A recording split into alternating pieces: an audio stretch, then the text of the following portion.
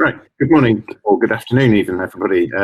Thank you for joining the first of the Cambridge and Oxford Corridor and Oxford itself Constructing Excellence joint webinar.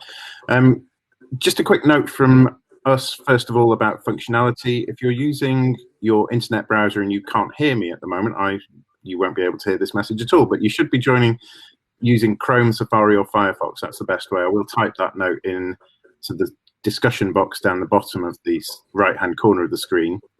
There is also a phone number which you can use to dial in with if you can't hear. I'll put that in the discussion box at the bottom as well. If you have any questions for the speakers, use the discussion box at the bottom of the right-hand corner of the screen, and we will take questions at the end.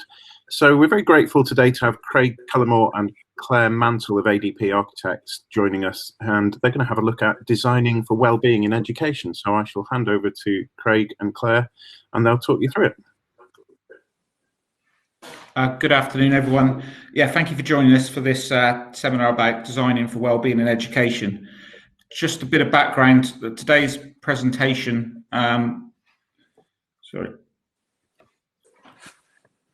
Sorry, I was trying to move on a page. Let's see, it's moved on a page. Sorry, just getting used to it. Today's presentation will be presented by myself and Claire. Just a bit of introduction. I'm a board director from ATP Architecture and an RBA client advisor. ADP, just very, very shortly about ADP, we're architects practice primarily, 7 studios in the UK, and specialise in education, early years to HE, also do healthcare, residential, commercial and workplace. So I'll be going through the second half of the presentation to introduce you to my colleague now, Claire. Hi, so good afternoon. My name's Claire Mantle and I'm the schools director at ADP. So as Craig said, this is a focus on wellbeing in education. The focus being on how architecture can help and have a positive impact on the person's wellbeing. So we started this as a research project in 2018, looking across all of our sectors of schools, higher education and healthcare. Mainly the big sort of push for this and the drive is 1 in 4 of us have mental health issues, and we spend 80% of our day, of our time in buildings. So we wanted to research what can have a real big positive impact on a person's well-being. So looking at the quality of buildings and the environment and how they can promote happiness. So with the COVID pause button, we appreciate this may change our approach to design, but we want to use this time to actually evaluate and discuss with people how we can make better improvements to our design. A lot of the discussions that we put forward, they seem obvious and they seem like the common sense, but what the focus has been for us is going back and listening to what really matters. So we design to a standard, we implement that design, but then to learn from that design and take it forward to inform our next briefs and design is really important. So that's a big part of our research and how we're doing it. So this doesn't just apply to schools, a lot of it does apply to other settings such as commercial, healthcare, residential. And ultimately, we want to put wellbeing at the forefront of our design and look at a whole approach, not just environment and wellbeing, and they sit alongside each other from the outset. So we believe that good architecture has the power to make the world a more positive place for people, communities, and the environment. And this statement is, well, it is what it said. It is, you can read it there. But the reason being is we can all remember the positive and the negative experience of a situation. It may have been the situation, but that room or that place had an impact on how you felt. You might have felt anxious, you might have felt uncomfortable, you may have felt happy, you may have felt comfortable. So this presentation starts to look at what the environment and how we can improve it through looking at light, looking at thermal comfort, through acoustics and noise, furniture, colour, safety and air quality, and looking at the whole of that and how we can improve it. And I'm sorry about my hands in the screen, it's just me getting my architecture away. So we can all remember the restaurant we don't want to go back to because it was too bright and you felt uncomfortable, there was no atmosphere, it was very noisy. Or the hotel room that you woke up in that you have a dry mouth and all you want to do is submerge yourself in water. So we're trying to apply how, you know, we've got this set of rules, but we don't all apply to them. So how we can make an improvement. And ultimately, our purpose is to create more joy in our world. And we believe that the joy should be at the core of all of our designs and to make our designs happy places. So our priorities, to start, sorry, it's just paused on my screen. So our priorities, to start with, we want to look at a positive impact on a person's health. So I'm currently studying for an accredited professional at the Institute of Well, and they look at just that whole approach of looking at the environment, but then looking at the person's well-being as well, and the physical and the mental health, a positive stimulating environment and how we can improve people's well-being. So the WELL accreditation looks at the air quality, the water quality, the nutrition, and everybody knows that everything you put into your body can have a huge impact on your mental health, the comfort, the mind, the exercise and fitness. So we'll go into a bit more detail in a second about those.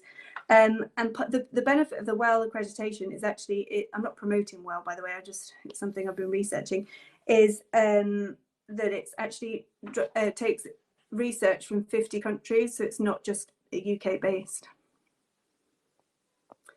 So when we're designing, we look at all of these are positive contributions, and we examine these through stakeholder engagement, and really explore those, and it's how we develop our designs. But they then set our key performance indicators at day one, and we evaluate these as we go through.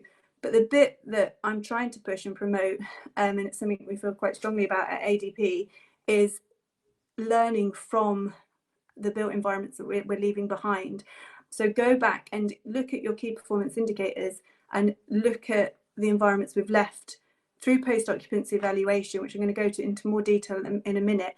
But actually, have you, all those key performance indicators you explored at day one with your brief, have you met them? Do we know what, we may have followed standards, but do we know what we're leaving behind? So our research, Craig and Diana from ADP, they're our independent sector leads, and they're doing a research project with the independent schools burses and a study on how architecture can improve wellbeing in education. So that's ongoing at the moment. We're collecting a lot of data through post-occupancy evaluation and understanding what really matters. Listening to the small things of how happy you are, but using the DFE, the Department for Education's guidance. They have a standard questionnaire. We've adapted that to look at how, firstly, energy performance, but secondly, the comfort of those spaces. We're also having a lot of thought leadership discussions with the industry and experts, educationists, to gather data of where they're working, and pulling all of this together it's going to always be ongoing to inform our briefs. But the big reason for me is a lot of our work is public sector and budgets are constrained, and we want to know the little differences that we can make to a project, so where we should focus our budgets and inform our spending. So we want to make evidence-based decisions. So hopefully we're going to, out of all of this research, we're going to have watch points and inform the industry of small changes. So looking at the internal environment, and I've just put home comforts on this because it's just reflecting on the situation we're all in now of COVID-19, that we've all set our at home office. Some of us are lucky that you can have your own study or your garden study, but others, we're sort of sitting at kitchen tables or in a bedroom, and you can really reflect on actually what our environment should be, or maybe we've taken our office environment for granted. But when we're designing schools, we want to give the best. And as I said, we follow a standard, but it's checking the scale, the light, the thermal comfort and the noise, and all of those things are the best for our key workers, our students, our doctors, whoever who are using that space. And through a lot of discussion with schools, it's their personal control of that space provide the right level of comfort. So one point I've written down here is just going into in more detail is natural light. And natural light has a huge impact on someone's mood. It really affects me. I mean, I love bright spaces, but at the same time, you don't want an over bright space with glare and heat gains. The thought of sitting, doing an exam or a lesson for 8 hours a day in a bright space with sort of solar gain or very cold, really need to make sure that we're looking at orientation of buildings, modelling it, following rules of thumb, and then the next step is collecting that data of does it work.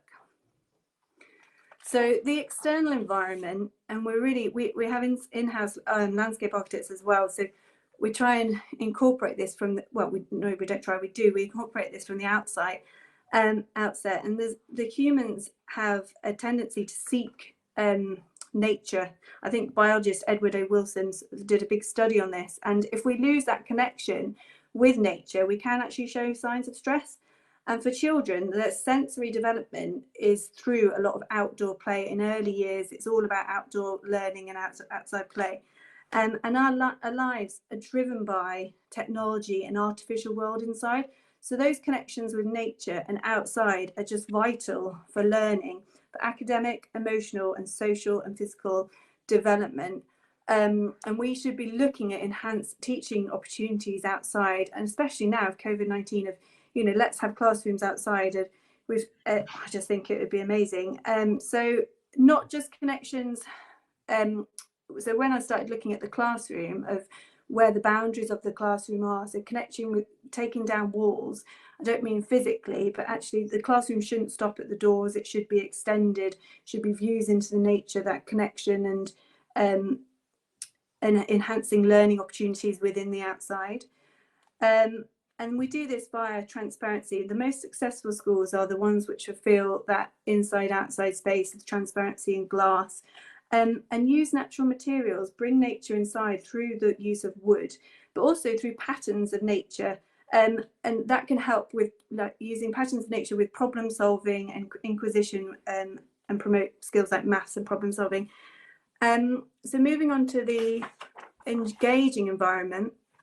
So coming back to the moments of joy, we want to, in schools, we want to create a joyful experience for children and understand our users, what will create joy for them through aesthetics, through super graphics, and through signage. Going back to one of the schools we just recently completed, the biggest part there was getting the children involved in a super graphic. They had an artist come for 3 weeks, and all the children contributed. It was all about their favorite characters, and they all did a personalized piece. So it gives them personalization and belonging and ownership. And these things don't cost lots of money, but they make a huge difference to children and teachers and staff and parents. And transparency and connections. And a lot of this, again, through discussions, is, we put glass screens in for passive supervision, but it's also passive support. And the importance, there was a big discussion we had with Craig back in Oxford, of actually having the glass screens next to the classroom door, and you have a weak teacher and a strong teacher, that they feel supported. So these things really do make a difference. Of they don't feel isolated, they feel connected with their peers, and they feel supported, not through the physical environment. And lastly is about it being engaging.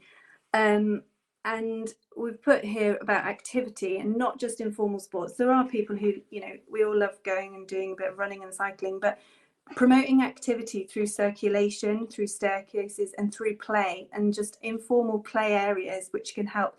And also through furniture, different choices of furniture, so people to stand up, to sit down, to move around.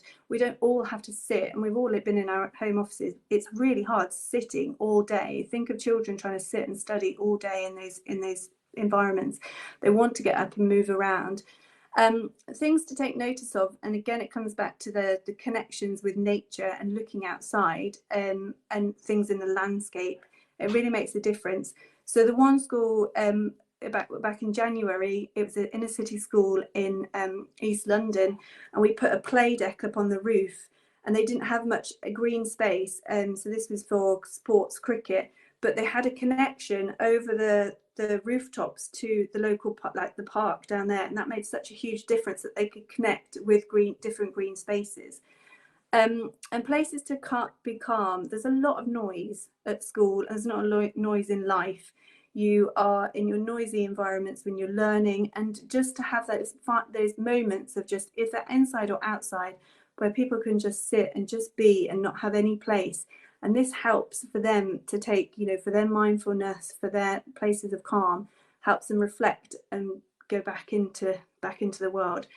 And then my last point is about the support for the staff and the students and the parents. And I've talked about making it transparent so they feel supported, but the location of staff spaces, if it's going to be for them to relax, to study, to prepare lessons, or just to be on their own, it's really important where they're located, and they have that passive support. Not so putting a head teacher tucked out right at the back of the school isn't going to help them. So I'm going to lead you on to give you over to Craig now. But the last thing, my last point is, together we can create spaces that inspire, that are inclusive, that will allow us to flourish and overall make happier, healthier people. Thanks, Claire. And really, the next couple of slides, we're just going to show you 4 snapshot examples of some of our projects of how we've included these elements into our designs. These are only just one slide from each project. So at the end of this presentation, you'll see both mine and Claire's email address. So if you would like to find out more about the projects or anything we're talking about today, please contact us. So one of the projects, the first one up, sorry, it's paused on the pages. Okay, sorry. The first one up is a school that we finished a few years ago now, and this is a library space, but it's been designed around the children. The view out to the outside, the light, the textures, the material, little places inside the building where children can inhabit, sit in and meet. And really, it's a light and airy space that takes on board a number of the comments. And in the centre of the shot there, whether you can pick it out on your image, where the tree is there, that's a view to outside to pick up on the landscape features and bring that natural light into the space.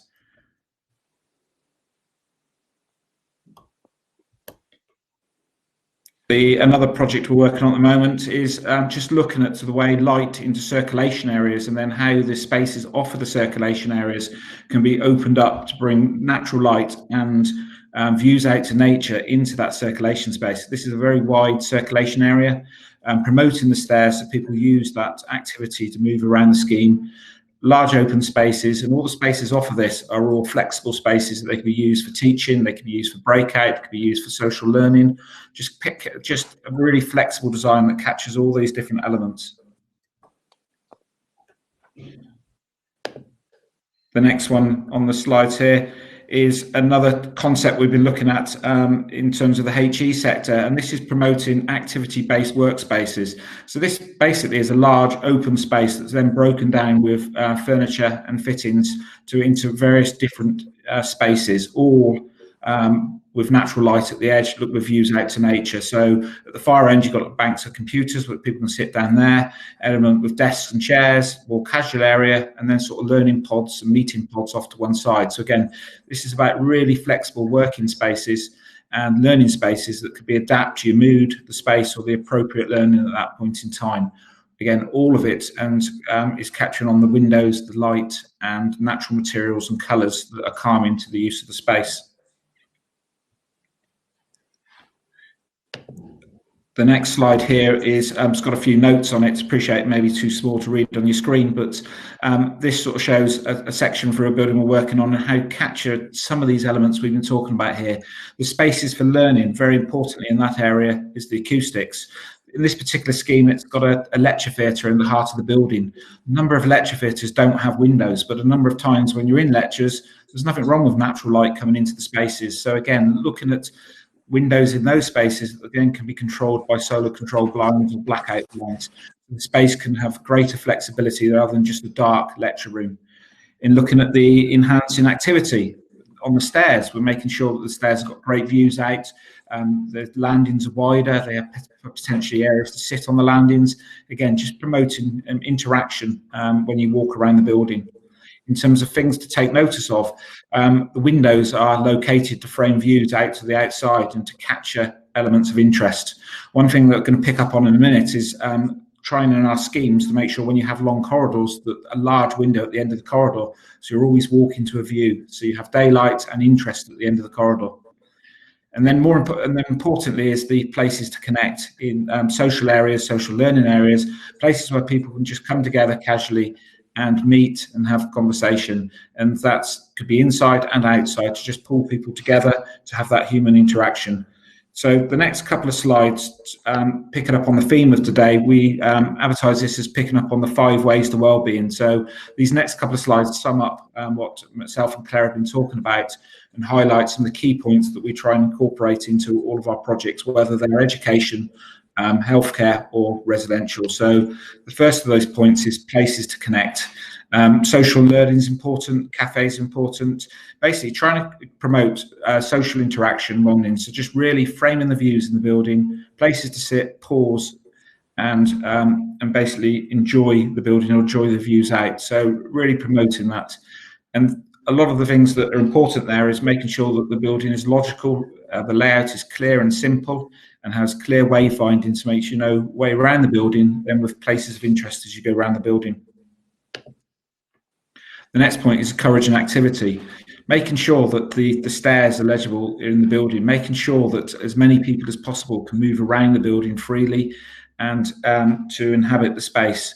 And that's making sure that areas of circulation have good daylight, good greenery, good views, and encouraging the use of those areas that then could be breakout areas or activity spaces. Often in a number of our designs, we look at the circulation areas to see if they can have 2 uses, whether that's incorporating learning resource spaces or breakout areas or studios or other interactive small group areas into circulation. So again, activity and encouraging use of those spaces. The next one is the spaces for learning. Creating a wide range of spaces that are flexible and can be used for many different uses. And one of the important elements is making sure that the learning spaces encourage interaction of the pupils, making sure that if a child wants or a student wants to write on the boards or go and talk at the front of the room, it's easily accessible. It's designed around their height and the scale of them as well as the teachers. So again, it's promoting that activity, promoting the ability for people to join in and or sharing the doing elements of learning. And again, these spaces for learning, Claire's touched on a number of the key elements there, but making sure they're all good daylighting, good acoustics and comfortable environments.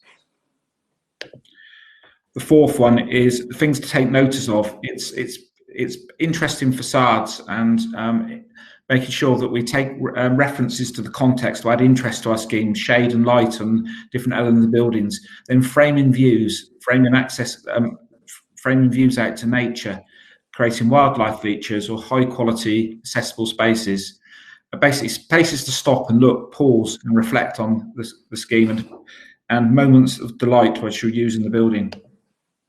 And the fifth one is about environment for giving. It's about designing for passive supervision, safety, but also elements where people can engage and interact, perhaps have allotments, perhaps have spaces that are more interactive and encourage sustainable design and places that people can encourage to share and interact in together. To sum up, one of the things, well, the things that we think are important, these three key elements here are something that ADP incorporates in all their design. Sustainability is the most important, and underpins everything we do. And then belonging, that's about the context and creating communities and really making sure that our designs engage with that community and promote that sense of belonging. And engagement is about people enjoying the spaces, adding the joy to the way they use spaces, moments of delight, and capturing all the things that we've mentioned here in terms of good light, good comfort, and making sure that people engage with the architecture and enjoy using the architecture. So that concludes our main presentation. I think it's now over to questions, which I think Stuart's going to control that element. But on this page here, both mine and Claire's email address if you'd like to make contact to find out anything more that we talked about today.